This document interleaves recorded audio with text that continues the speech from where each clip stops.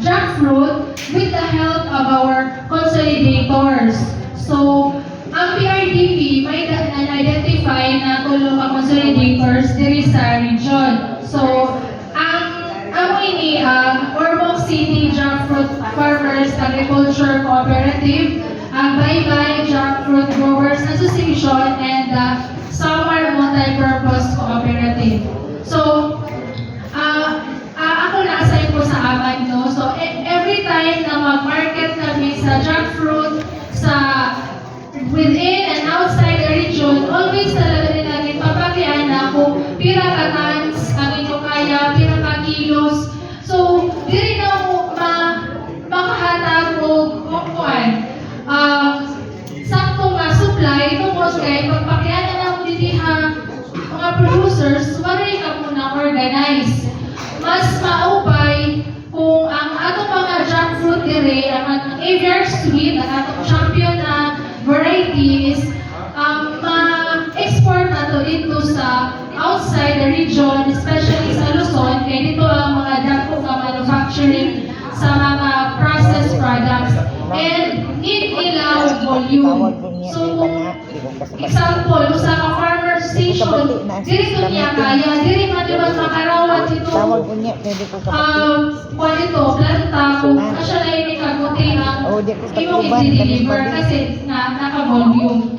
So, ang niya na through PRDP and ICA, na-identify ka mo nga tulo as a consolidator. So, para may naman invite aside from mga subgroups sa mga cluster na to sa atong consolidator, nag-invite kami yung mga farmer associations na willing or pwede makasupply hindi nga mga consolidation areas. So, matawag ko hindi nga mga consolidator para makayakan sila sa ilang demand, ilang market, pwede nilang mapalit tika nga iyo, and kung pira ang presyo, kung ma-discuss nyo na, so matikan kita ay bye-bye. So after ni Sir magyakan, kung hinuad ko nga willing o willing ka mag-supply, pwede ka po makadi-hapran kung hain ki Sir na sit-in para dito ka mo mag-negotiate. So, ganyan nato po B2B approach. So, and next na ma-present is si Sam Sameco, diri nga table, and last is Ormoc at likod. So, let's start.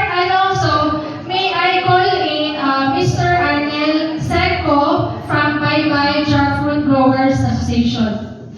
A round of applause, please. Ngayong hapon na itong ganan. Purely Cebuano, so tinis na nato yung Tagalog at saka English, no?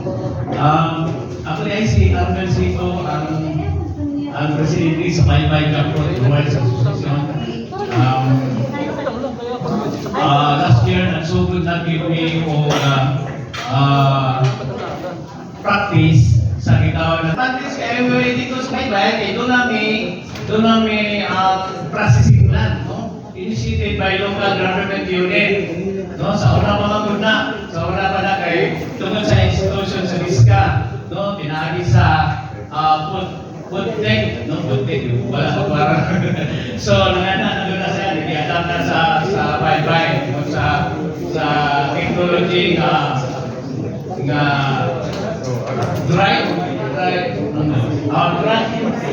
bagong drive. So, okay, so, ang nakarindot ko dito, kay, ang amo dyan ka mga production, ato lagi lang na mo ma-deliver, no, dito sa Amos Baybay. Kay, doon ay, ang itawag na karoon sa Baybay at yung,